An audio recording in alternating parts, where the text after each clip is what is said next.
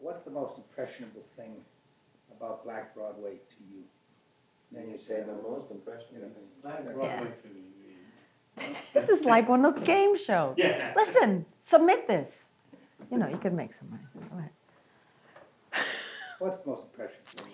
Well, the most impressionable thing about Black Broadway to me is the very unusual combination of people who are together and working, and the age span, the history span of all the people working together, and what everyone brings to the show. I'm learning about so many of the things that I've always heard about and read about of the history of the Black theater, and shows that I've only heard about, and you actually hear the songs and the way they were done. And for instance, the ladies, Edith Wilson and Elizabeth Welch and Adelaide Hall, they're all doing the same thing that they've been doing all this time. And it's, instead of being told about it or getting secondhand word of mouth opinion or views, you just see it right there, and you get to watch them every night and listen to them every night. And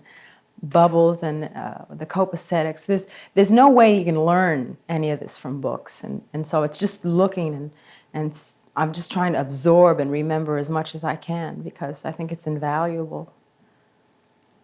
Do the other girls feel the similar way? Well, yes, there are. Let's see. There are four of us all together, and of the four of us, two of us have worked. Have had much more experience than two. And so the two of us who have had more experience, I think we know a little bit more and can appreciate a little bit more what we're actually seeing and experiencing.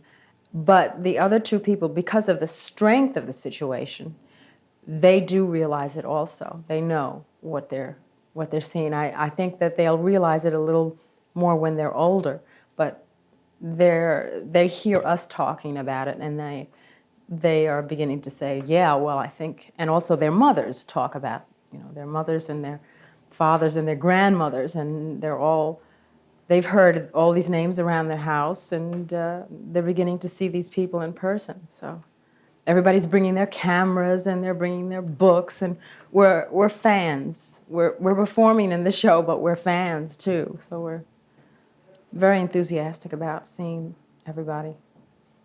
Now, you come from a musical family, to put it mildly. And,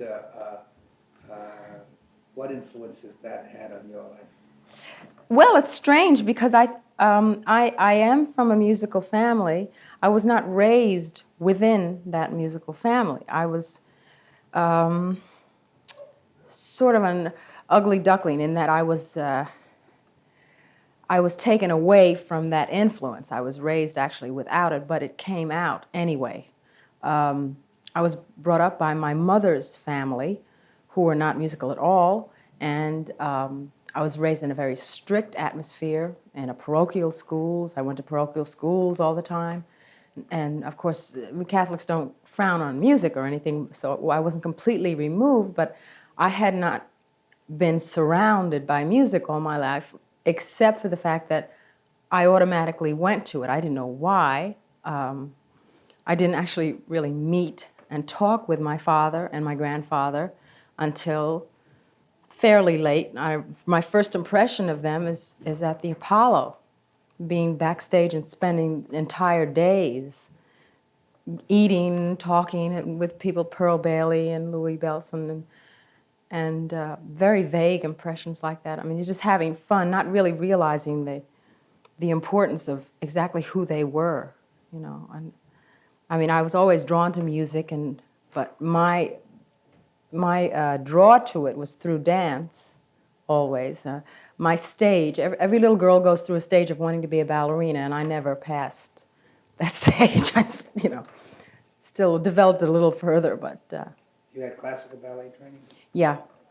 My first training, well, actually my very first training, they sent me to school at a very early age, and I think I was having some type of circulatory problem, and the doctor said to keep me active, so they sent me off to dancing school, and I went to those one of those types of schools where you have tap, acrobatics, ballet, you know, all in like an hour. You have spent 15 minutes here and there and running all over the place.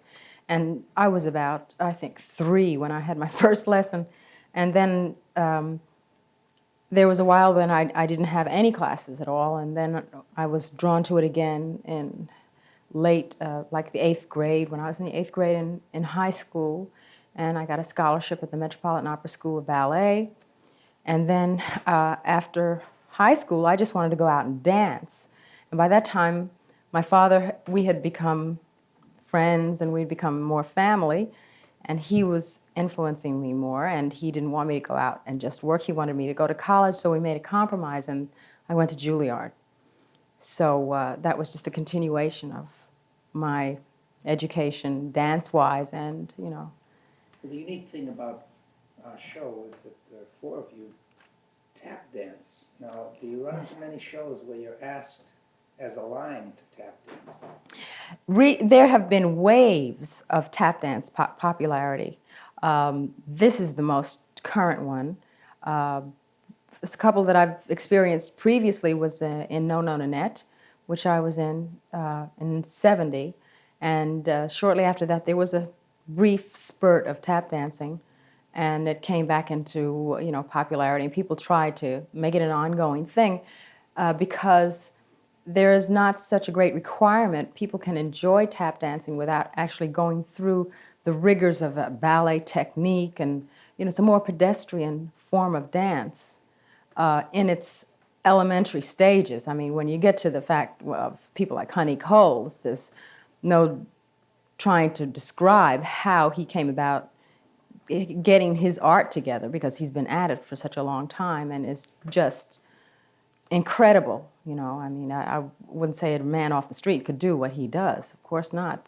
And Gregory is incredible, and Bubba and Cookie. I mean, I just have never seen anything, and probably never will, like those people.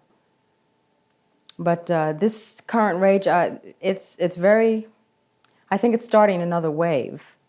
This Black Broadway might be starting another wave of tap dancing, because I've since heard of a few other productions, and you read the trade papers, and tap dancing is becoming a requirement, and the tap dancing schools are flourishing once again, because people realize the importance of having that, you know, as a background.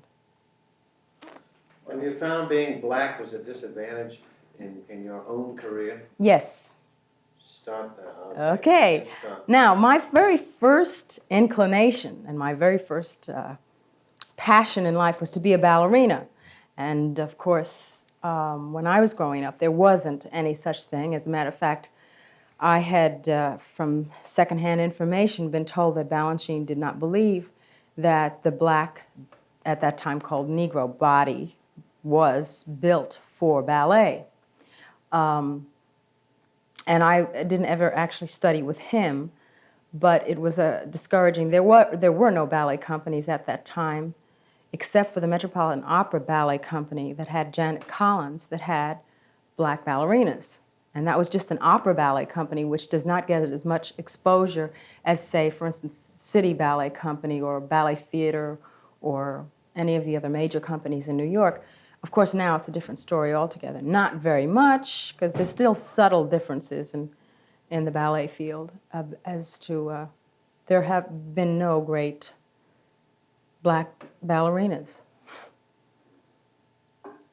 But don't you think that's only because there just haven't been enough of them? They used to say there are no great black pitchers in baseball, but suddenly that's because there weren't enough baseball players. But now, I mean... Well, there's a possibility. There's a better possibility now, because there's more encouragement. Arthur Mitchell has an entire company of people who are, you know, Alvin Ailey, people who are really searching, and in particular, the black culture for people who are interested in those areas, because there isn't any such thing as a black body structure. There are human beings, you know, and everyone is structured differently. And although in ballet, body structure is a very important factor, but the interest of the black people in the art of ballet, I think, is being very much accelerated by people like Arthur Mitchell and Ailey. And they just happened not to be around when I was coming up, so. Several of the other people have used the word survival in talking about their early days. I mean, can you tell me what you think it might have been like for them to have survived, to been in the earliest days, 1921 days? Well, even now, if you listen to some of the Tony Award winners' speeches or the Oscar Award winner speeches, a lot of them are they state ahead of time that one of the reasons they're there is there's never any overnight successes, and when you realize how long people have been in their craft and what it takes, it seems easy because in the entertainment field, what you present to the audience looks easy and is entertaining. It's entertainment, it's supposed to.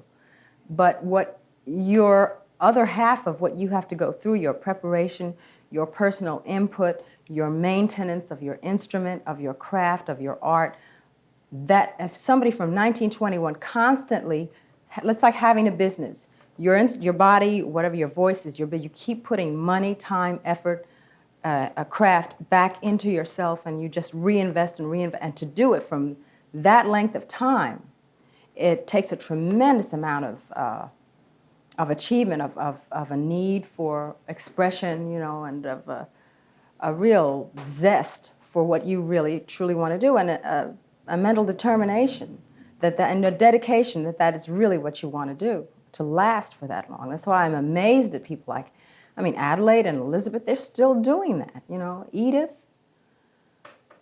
I don't know. They're really strong ladies. What are your future plans? Well, I'm just going to hang in there. I want to do everything. I want to see everything. I want to dance, sing, act. People say, well, dancers' lives are relatively short, as athletes' lives are relatively short because of your instrument. But I think it's also it's a mental thing. I think if you want to, you can, for as long as you want to. I'm interested in choreography. I'm interested in directing. And I'm interested in all the media. I'm particularly interested in the live theater. But I have so much to learn. I really do. The more I learn, the more I find out I just don't know,